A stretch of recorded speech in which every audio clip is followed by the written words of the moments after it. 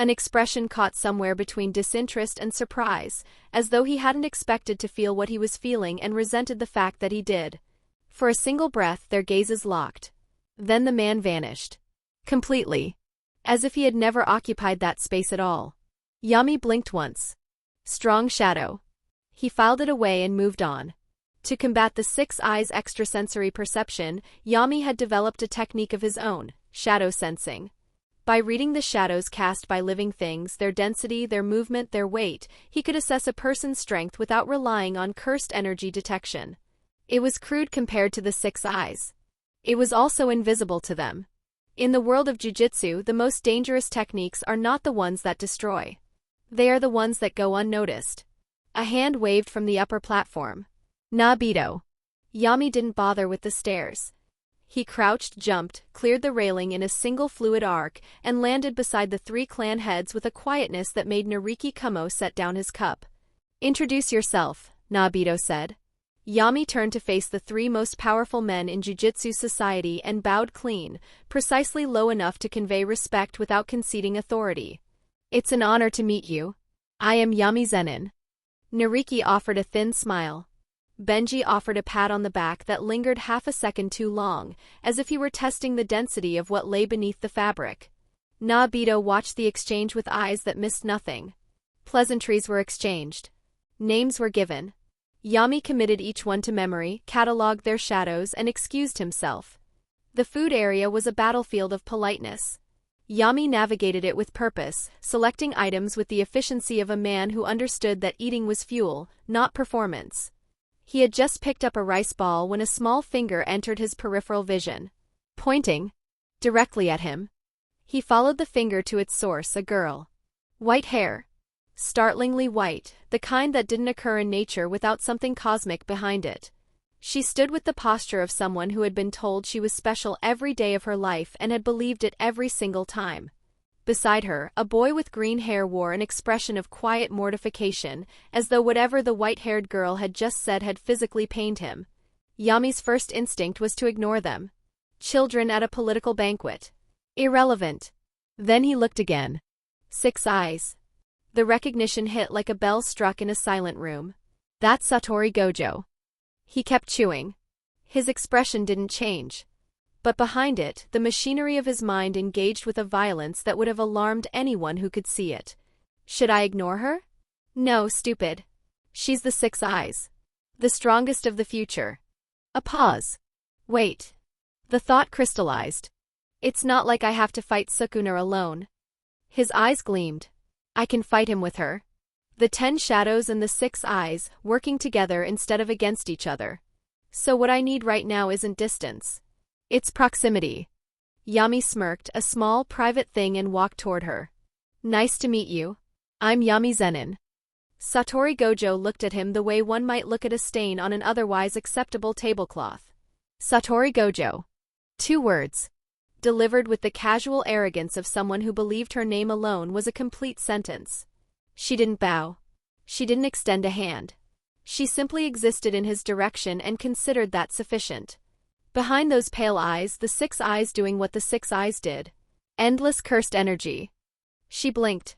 Humph. Nothing special. The green-haired boy stepped forward with the cautious energy of someone accustomed to cleaning up messes he didn't make. He extended his hand, and there was a sorrow behind his eyes that seemed too old for his face. I'm Shigetsune Kumo. It's a pleasure. Yami shook it without hesitation. Pleasure's all mine. Satori watched this exchange with visible boredom. Then she tilted her head, and the boredom became something sharper.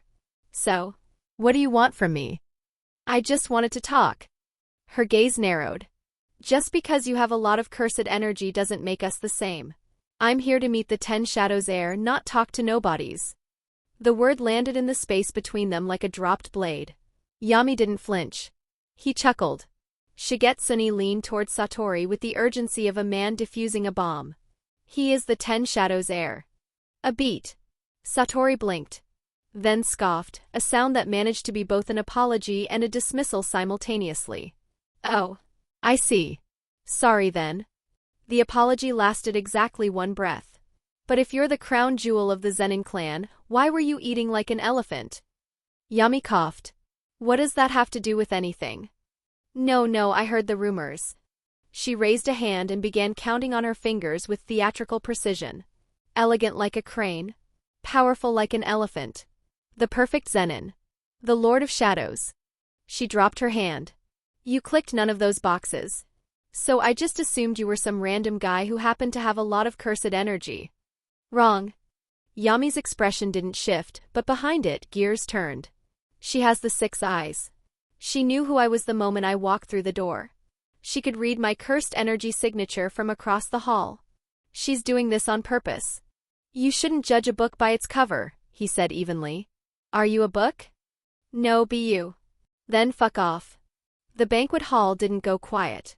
But the radius around them did. Chapter 10, Declaration. From the elevated platform, Naobito's gaze had not left the exchange. His sake sat untouched. Beside him, Benji Gojo swirled his cup with the languid ease of a man watching a show he had personally commissioned. Naobito's voice was flat. Control your air, Benji. Benji took a sip. For someone as talented as her, it's natural to have a little ego. Little? Naobito's eyes went cold. The kind of cold that preceded decisions. Below, Yami's voice dropped a full register. Who do you think you are? Satoru's smirk widened until it consumed her entire face. Gonna cry? Shigetsuni materialized between them with the speed of someone who had done this before many times and hated it every single time. Guys, let's be civil, okay? Yami exhaled. Shrugged. Okay. He meant it. He genuinely, strategically, calculatedly meant it. A scene here served no one. He could eat his food, make his connections, revisit this interaction later with a cooler head and a longer game. The smart play was disengagement. The wise play was, gonna hide behind Shigetsuni, you weakling? Yami went still. How out of character. The thought was immediate and clinical. He scanned the room. Every pair of eyes within 30 feet was locked on them. Sorcerers from all 3 clans watching. Waiting to see how the 10 Shadows heir would respond to being publicly humiliated by the 6 eyes. I understand the Zenin and the Gojo have a blood feud, but this is excessive. And then, clarity. She's been set up. The Gojo clan sent her to do this. They want to provoke the 10 Shadows into revealing something: fighting style, technique activation, emotional threshold. This isn't a child picking a fight. Indeed, that determination was not wrong. Benji Gojo had personally instructed Satori before the banquet, do not mind your boundaries. Engage the 10 Shadows heir. Provoke, taunt, push, extract everything you can about the current user's capabilities and temperament. The 6 eyes' analytical power made her the perfect instrument for such a task, and her age made the provocation deniable. The goal was twofold: intelligence and intimidation. To remind the Zenin clan and every sorcerer watching that the Gojo clan's weapon was sharper than theirs. It was a sound plan. Benji Gojo had made only one miscalculation. Yami existed. Yami looked up. Not at Satori. Not at Shigetsuni. Past them, past the crowd, past the banquet floor, up, directly into the eyes of Benji Gojo, who sat on the elevated platform with a cup of sake halfway to his lips. Their eyes met. Benji's cup stopped. Yami's lips moved. No sound, but precise, enough that every clan head on that platform could read them perfectly. Be careful what you wish for. Nariki Kamo set his cup down. Naobito's mouth curved into something that was not quite a smile. Benji Gojo's expression did not change. But his cup did not move either. Yami turned back to Satori, and when he spoke, his voice carried across the hall with an ease that made silence unnecessary. The words cut through the noise on their own. Wanna go, 6 eyes?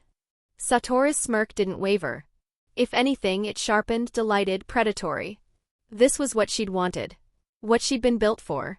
The 10 Shadows heir is challenging the 6 eyes, someone whispered. The whisper became a murmur. The murmur became a wave. Within seconds, the banquet hall had reorganized itself around a single gravitational point. 2 children standing 10 feet apart, carrying the weight of techniques that had shaped Jujutsu history for 1,000 years. Satori rolled her shoulders. Her cursed energy didn't spike, it settled, compressing into something dense and controlled, like a coiled spring made of light. Don't cry when you get hurt. Shigetsune's head snapped upward toward the platform, his eyes finding his father with naked desperation. Intervene. Please. Nariki Kumo did not move. It was Benji who stood. He placed his cup down with a click that silenced the hall and spread his arms in a gesture of magnanimous reason. It's just a children's game. No real harm will come of it. A practiced pause. A diplomatic smile. I suggest we let them play. Nobito chuckled. The sound of a man who had just been handed exactly what he wanted by someone who didn't realize they'd given it. Are you sure? Benji nodded. Obviously. Don't cry later. Benji's smile thinned by a fraction. You should mind your language, Nobito. Nobito lifted his cup and drank. He did not respond. He didn't need to. The floor below would respond for him. The Zenin clan's eastern training grounds were built for war. 300 years of sorcerers had bled into this soil.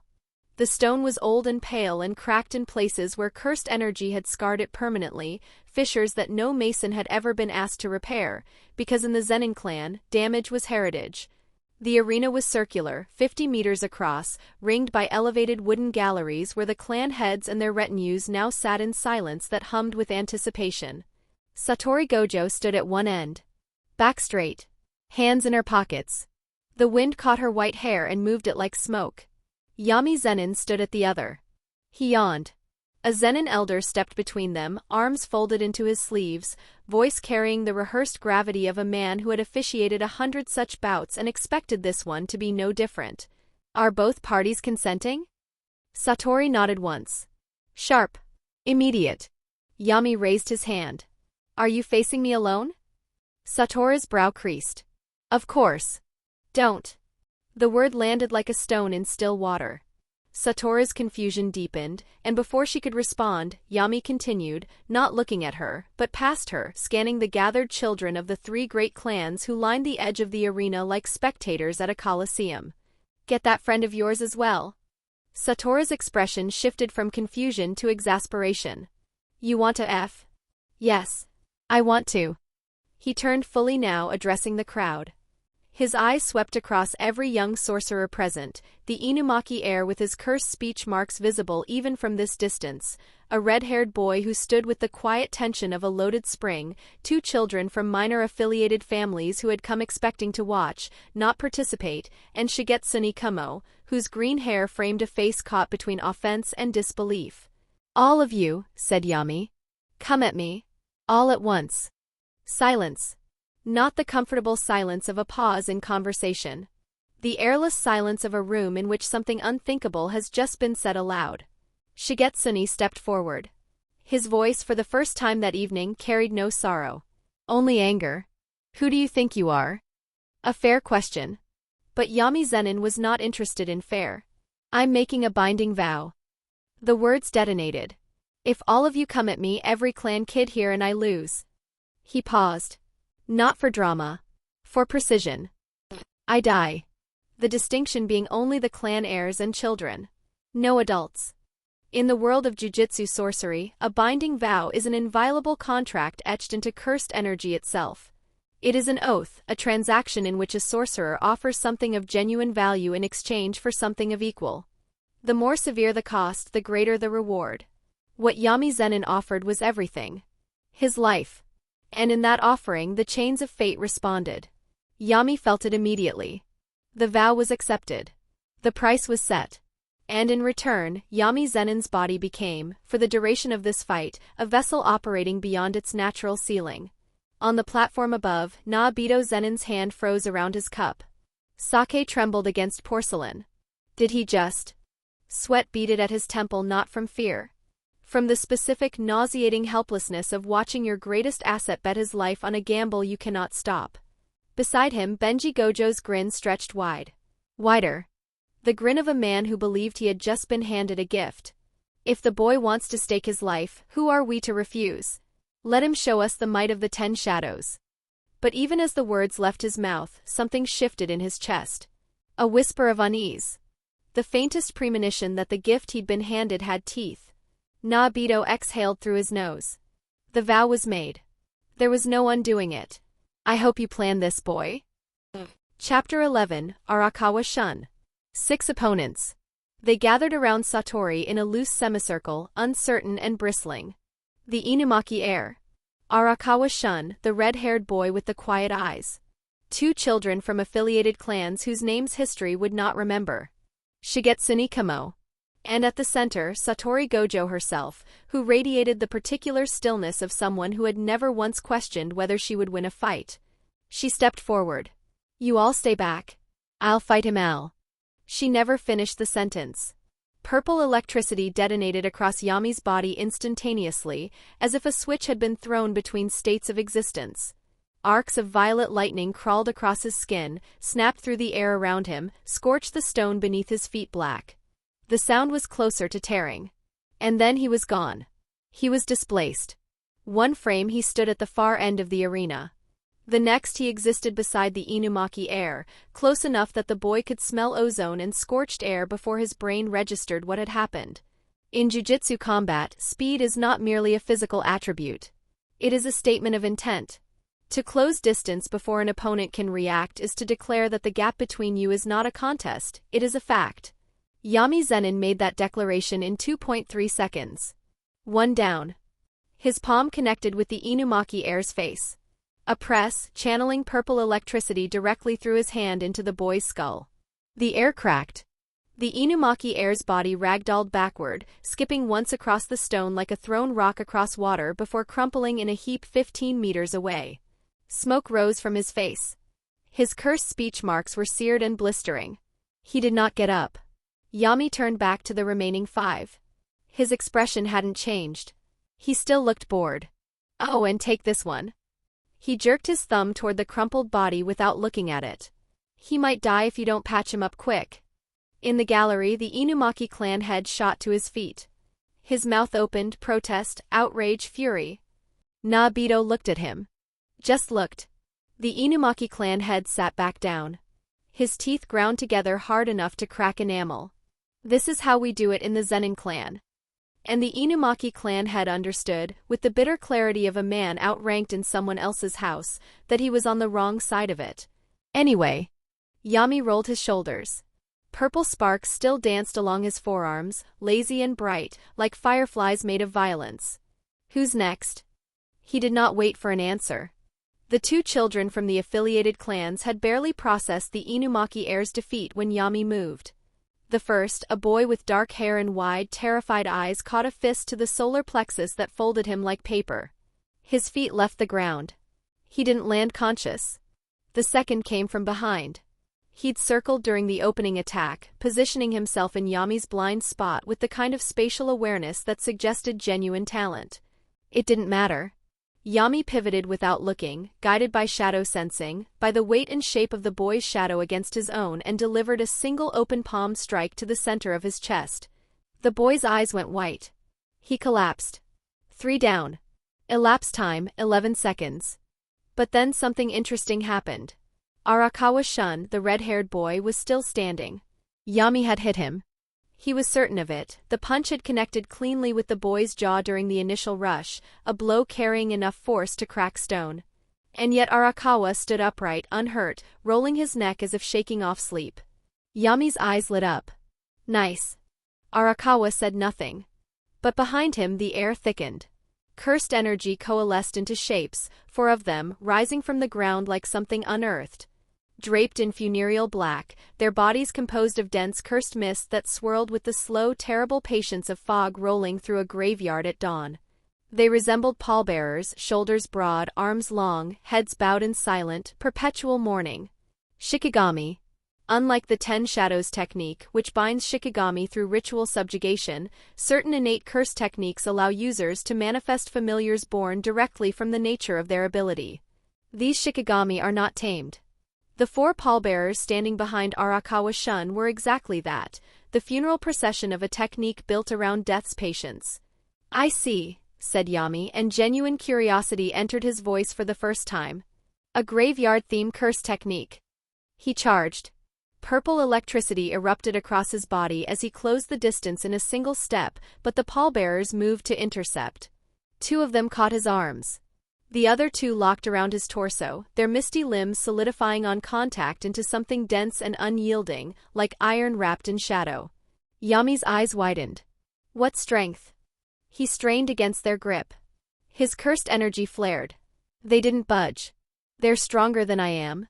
Shikigami born from a user's innate technique often possess physical attributes that exceed the user themselves, precisely because they are not limited by a human body's structural constraints. Yami stopped struggling. His expression shifted, surprise draining away, replaced by something quieter. I'm sorry, he said. I didn't take you seriously. He closed his eyes. Great serpent. The shadows beneath Yami's feet split open. From the darkness erupted a massive snake, white-scaled and enormous, its body thick as a temple pillar, its jaws wide enough to swallow a man whole. It rose behind Yami like a living tidal wave, cursed energy radiating from its scales in visible waves of indigo light. Great Serpent. One of the 10 shikigami available to the wielder of the 10 Shadows technique, and traditionally among the first to be subjugated. Its power, while not the greatest among the 10, is a benchmark, a declaration that the user has begun walking the path that leads to Maharaga. For a sorcerer of Yami's age to have already tamed it was not merely impressive. Above, in the gallery, Satori Gojo's eyes widened. She couldn't help it. The 6 eyes analyzed Great Serpent's cursed energy signature automatically. He's already tamed the Great Serpent? This was the 6th time today that Satori Gojo had been surprised. She was not accustomed to the feeling. She did not enjoy it. On the arena floor, Yami noted 2 things simultaneously. First, Great Serpent had engaged the pallbearers, coiling around 2 of them and crushing with a constriction force that made the mist bodies scream, a sound like wind through a mausoleum. Second, Satori and Shigetsune had not moved. They stood exactly where they had been since the fight began, watching. I see. They held back because I wasn't using my cursed technique. They wanted to see it before committing. They wanted information before risk. His lip curled. How pathetic. You were trash-talking like warriors 5 minutes ago, and now you're standing there like analysts. Pick one. He filed it away and turned his full attention to the boy who deserved it. What's your name? Arakawa Shun regarded him with flat, cautious eyes.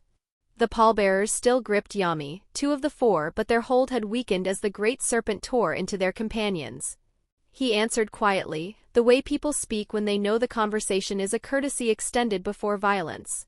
Arakawa Shun. Yami nodded with genuine respect.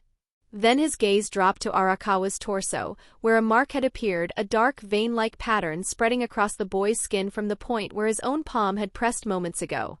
A mark. It appeared after he absorbed my punch. The gears turned. A storing-type curse technique, Yami said aloud. You stored the impact from my punch. That's why you survived it, you didn't endure the force, you banked it. Redirected it into that mark. Arakawa's jaw tightened. The reaction was involuntary, and it was confirmation enough. Curse techniques that operate on principles of accumulation, storing, banking, collecting are among the most deceptive in Jujutsu. The stronger the opponent, the more dangerous these techniques become, because the fuel they provide scales with the power used against them. But every storage has a capacity. And Yami Zenin understood this. Techniques like this always have a ceiling, Yami said. His voice had dropped. The playfulness was gone. What remained was something low, focused, and faintly demonic. Let's test yours, shall we? Arakawa's eyes flickered and then he snapped his fingers. The stored energy detonated outward. The force of Yami's own punch, captured, compressed, and redirected, erupted from Arakawa's palm in a shockwave that split the stone floor in a line aimed directly at Yami's center mass. The speed was extraordinary. Yami dodged by shadow sensing. Arakawa's shadow had shifted a fraction of a second before his fingers snapped. And that fraction was everything. Yami leaned sideways. The shockwave screamed past him, close enough to tear the fabric of his sleeve, and cratered the wall behind him in an explosion of dust and stone shrapnel. He straightened, grinning. I see. You can use the stored energy offensively too. Not just defense, redirection. Incredible. Behind him, Great Serpent finished its work. The last pallbearer dissolved into mist with a sound like a long-held breath finally released. The shikigami were gone. They couldn't attack independently once they lost proximity to him. Limited range. Limited autonomy. Yami looked at Arakawa Shun, this boy who had stood when everyone else had fallen. A good curse technique, Yami said. He meant it.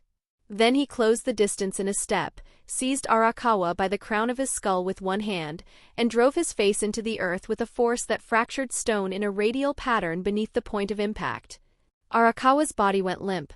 4 opponents were defeated, not with the 10 Shadows technique full power. Yami released Arakawa's head and straightened. The arena was quiet. The kind of quiet that follows an earthquake, not silence, but the absence of the courage to make sound. Dust settled. The great serpent coiled behind its master, its golden eyes sweeping the arena with patient, reptilian disinterest. Yami raised one hand and pointed. At Satori Gojo. At Shigetsuni Kamo. You two are left. And in them the entire balance of the banquet, the careful diplomacy, the veiled provocations, the ancient arithmetic of clan politics collapsed like a house built on a fault line. Satori's smirk was gone. In its place was something Yami hadn't seen on her face before: focus. Pure, undiluted, stripped of arrogance and pretense. The 6 eyes blazed behind her irises, processing, calculating, reassessing everything they had observed in the last 90 seconds and arriving at a conclusion that her ego had previously made impossible. This fight would not be easy. Beside her, Shigetsuni Kamo's sorrow had vanished. His posture had changed. Weight forward, center low, hands open at his sides. The green-haired boy who had spent the evening apologizing for his companion's behavior was gone. What remained was a scion of the Kamo clan, and his eyes carried the quiet, terrible resolve of someone who understood exactly what blood could do. Their gazes changed. And above them all, in the gallery built for observation, Benji Gojo felt something he had not felt in a very long time. His grin was gone. His cup sat untouched. His fingers, resting on the wooden railing, had gone white at the knuckles. I should not have said that. The thought arrived too late, as such thoughts always do. He had wagered his clan's pride on a controlled provocation, expecting the 10 Shadows heir to be a specimen to be studied, a boy with a powerful inheritance and the predictable temperament of Zenin breeding. Instead, he had given a wolf permission to hunt in a room full of his children. And the wolf was still hungry. Chapter 12. He's strong.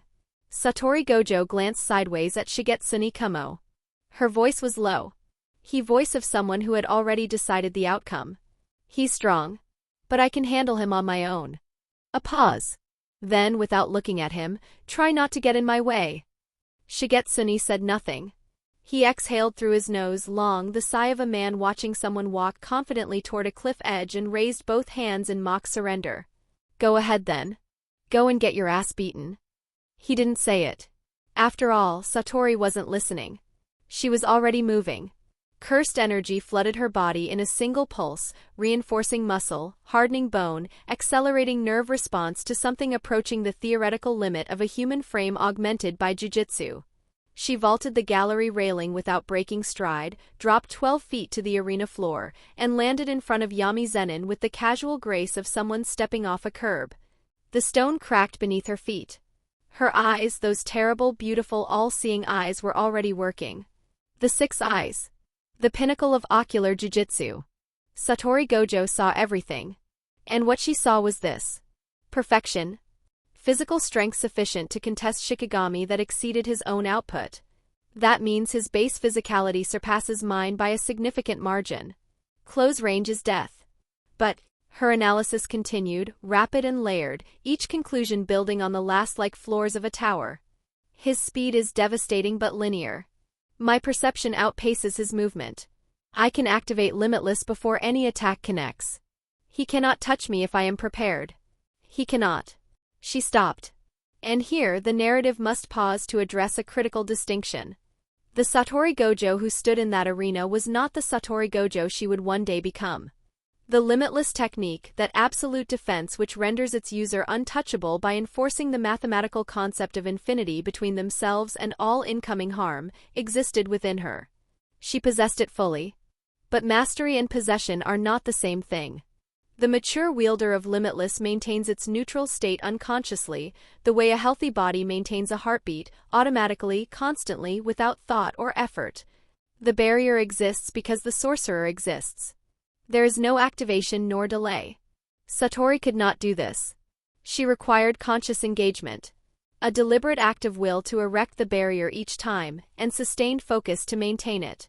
In practical terms, this meant that between the moment she recognized a threat and the moment Limitless engaged, there existed a window vanishingly small, measured in fractions of seconds, but real. She was not untouchable. She was merely very, very difficult to touch.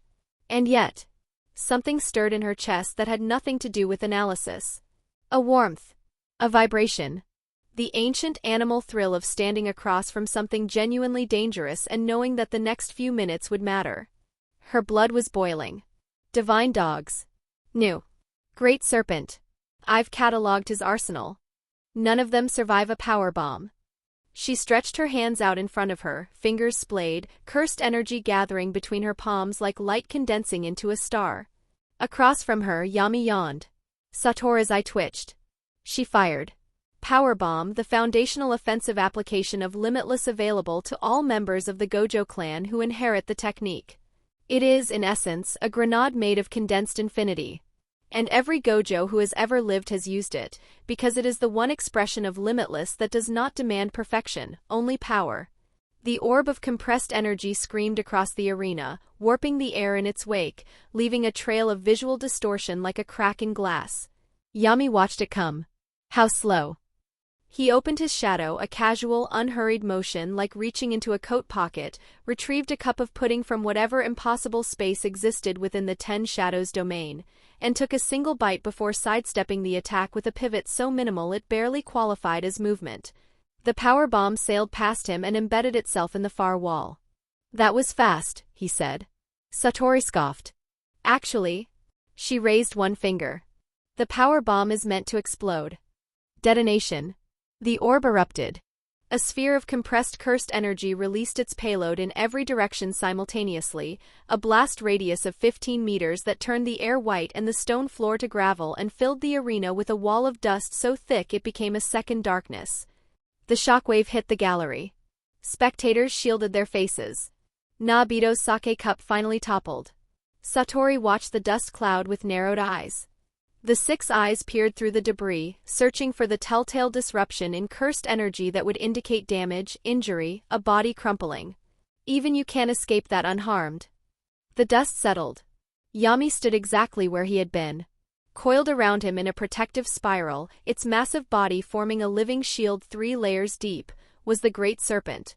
Its white scales were blackened and cracked where the blast had struck, smoke rising from the burns in thin, acrid ribbons. It had taken the full force of the power bomb across its body and held. Its golden eyes, dimmed but defiant, still tracked Satori with predatory focus. Yami stroked its scorched head once. One might pet a loyal dog. A major problem with cursed energy signatures, he said, and his voice carried the cadence of a lecture rather than a battle, is that you can often deduce the type of attack by reading them. The trajectory, the density, the pattern of compression, they telegraph intent. He paused. However, the exemplary control afforded by the 6 eyes is able to mitigate that fact. Your cursed energy output is so clean, so efficient, that the signature is almost invisible. He tilted his head. Almost. He had read the sorcerer, not the technique. Satori gritted her teeth.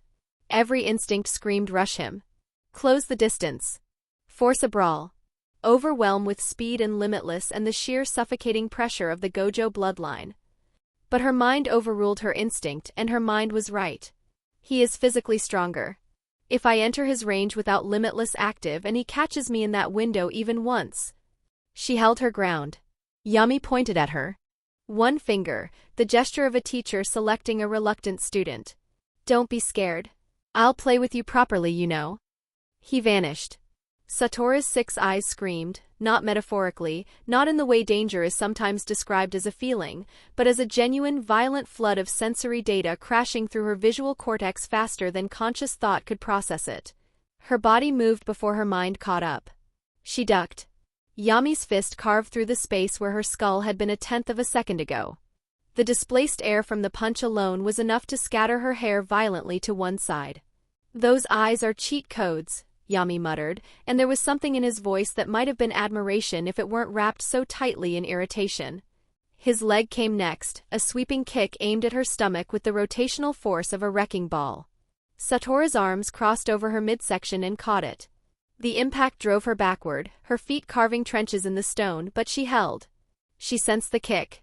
Dodged the punch on pure instinct. Blocked the follow-up before I completed the rotation. Yami's smirk returned. He grin of a predator that has just confirmed its prey is worth chasing. Good. His eyes gleamed. Good. Satori disengaged instantly, not retreating, repositioning, putting 15 meters between them in a single cursed energy-reinforced leap. She landed light. Her arms trembled from the block. She did not let him see. Yami clasped his hands together. Feast. The shadows at his feet split open. Divine dogs. Two shapes erupted from the darkness. One white, one black, their forms massive and lupin and... Wrong. Satori's 6 eyes locked onto them and immediately recoiled. From confusion. The data didn't match. The cursed energy signatures read as divine dogs, unmistakably, but the structure was incorrect. The shikigami had no stable form. Their bodies flickered and shifted, edges dissolving and reconstituting in a constant cycle of creation and destruction, as if they existed in a state of perpetual becoming, never fully manifesting. What is that? What Satori Gojo witnessed and failed to comprehend was an application of the 10 Shadows technique that existed in no record, because it had never been done before. The 10 Shadows technique binds shikigami through ritual subjugation. Once tamed, they exist as complete entities within the user's shadow, summoned in full and dismissed in full. This is the orthodox method. This is the only method that has ever been documented. Yami Zenin did not use the orthodox method. By manifesting the divine dogs in an intentionally unstable state, maintaining only their offensive capabilities while sacrificing their structural integrity, he created shikigami that could attack but could not be destroyed in any meaningful sense. My 6 eyes are telling me those are divine dogs, but something is fundamentally off. She didn't have time to finish the thought. 3 power shots, condensed bullets of cursed energy, each one dense enough to punch through reinforced concrete, left her fingers in rapid succession. They struck the divine dog's dead center. The dogs shattered instantly. Yami blinked. I actually thought that would do something. He scratched the back of his head. How stupid. He was not referring to Satori. He was referring to himself. So the unstable form trades durability for everything else. Against someone with this level of firepower, they're just targets. Noted. His mind was already moving. Power bombs for area denial. Power shots for precision elimination, condensed cursed energy rounds comparable to my claw attacks in merged soul state. She fights like an artillery battery, not a swordsman. The correct counter is not to outgun her. It is to make the distance between us 0 and keep it there. New for aerial pressure. Merged soul state with divine dogs for the physical edge. Save Great Serpent for the Kamo Kid. Enough. This has gone on long enough. The shift was not visible. It was not audible. It was not something that could be captured by any sense available to an ordinary human being. But Satori Gojo was not an ordinary human being. And the 6 eyes saw it happen. Yami's cursed energy changed. Not in quantity, in quality. The shadows at his feet lengthened. The temperature dropped. Satori felt it before she understood it. Sweat appeared on her face, not from exertion, not from heat, but from the primal limbic recognition that the thing standing across from her had just become something else. She began to chant. Her voice was steady. Face. Twilight. Eyes of wisdom. An incantation. Where the mature wielder of limitless deploys blue with a thought, a wordless exertion of will as natural as breathing, the young Satori Gojo chanting. It worked, but it took time. And time, against Yami Zenin, was a currency she could not afford to spend. Blue. The orb of attractive force materialized between her palms and launched forward. Everything within its path was drawn inward, compressed, crushed toward a single impossible point. Yami disappeared. Merged soul state, version divine dogs. Merged soul state. The pinnacle application of 10 Shadows combat, a technique in which the user does not summon a shikigami, but becomes one. It is the difference between wielding a weapon and being the weapon. When the dust cleared and Satori's 6 eyes refocused, the person standing across from her was Yami Zenin and was not Yami Zenin. His canines had lengthened into fangs. His left ear was now black-furred and pointed, twitching with a predator's awareness. A fine pelt of alternating white and black fur lined his arms and neck. Both divine dogs merged into one body, rippling with cursed energy visible to the naked eye. His eyes had changed. The pupils were no longer round. They were slitted. And behind those eyes was a hunger that had nothing to do with food.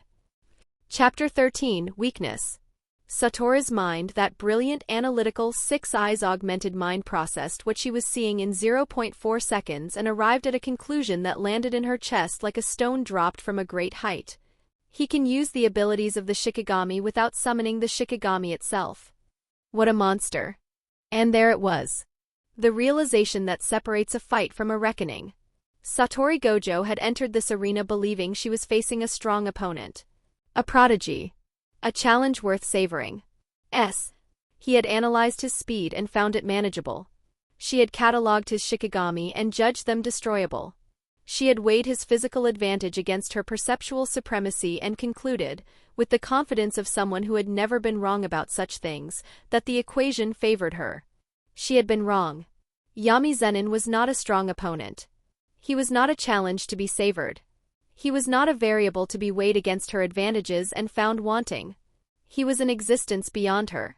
Not by a small margin, but by the vast indifferent distance that separates the sky from the earth, a distance that does not shrink no matter how tall you grow, because it was never about height. It was about nature. Satoru Gojo understood this in the span of a single heartbeat. And in the heartbeat that followed, pride died and survival took its place. She screamed, "Shigetsuni, help!" There is a moment in every sorcerer's life when they call for help for the first time. It is not a moment of weakness. It is a moment of clarity, the instant when self-assessment overwhelms self-image, and the truth of one's position becomes inescapable.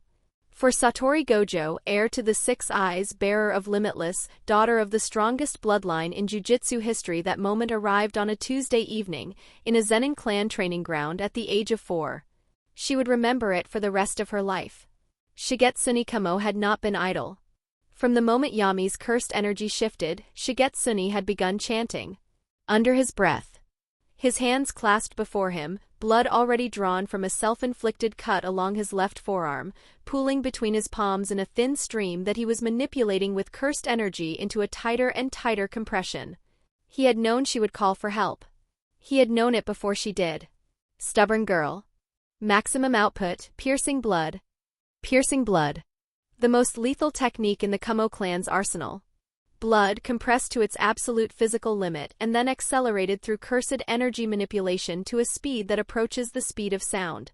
At maximum output, its penetrative force exceeds that of any conventional weapon in human history.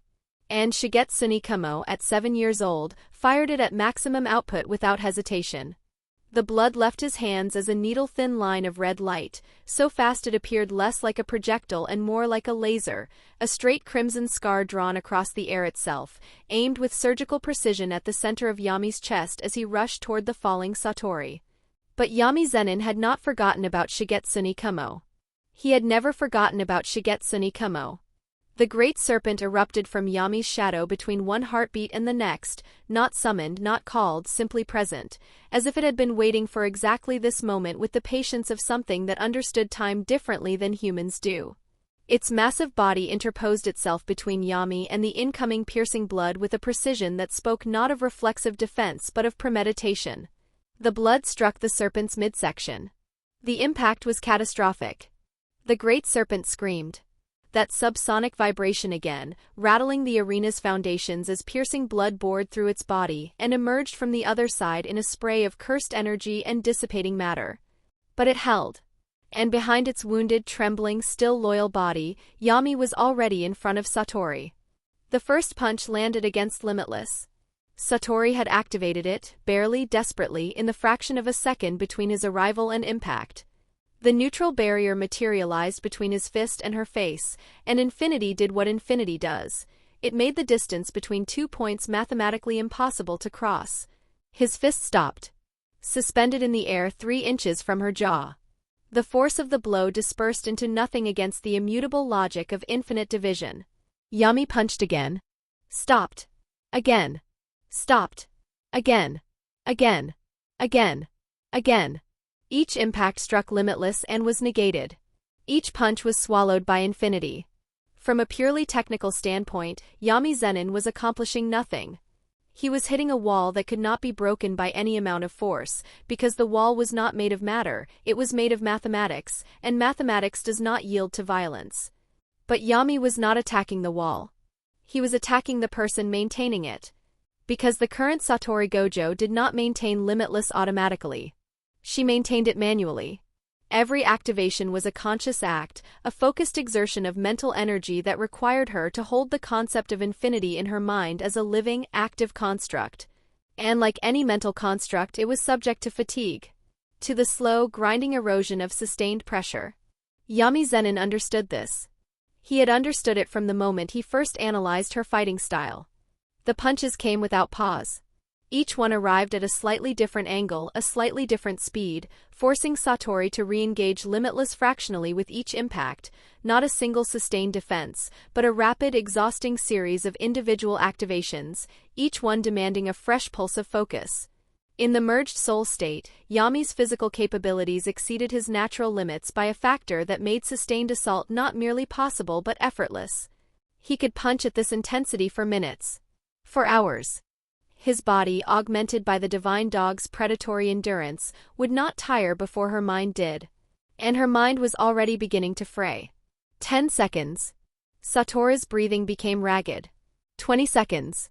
Her 6 eyes flickered, a momentary dimming, so brief it was nearly invisible, but Yami saw it and grinned. 30 seconds. Her hands were shaking.